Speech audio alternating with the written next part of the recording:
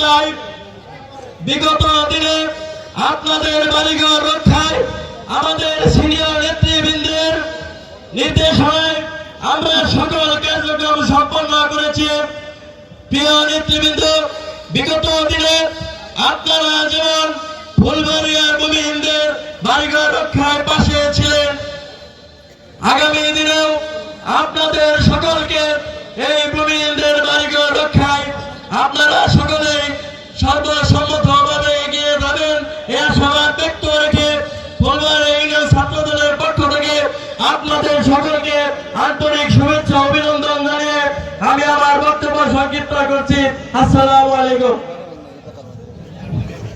আমাদের সুমন আহমেদ ছাত্র দলের যুগ্ম আহ্বায়ক সুমন আহমেদ আছে, শুধু সংক্ষিপ্ত শুভেচ্ছা দিবে।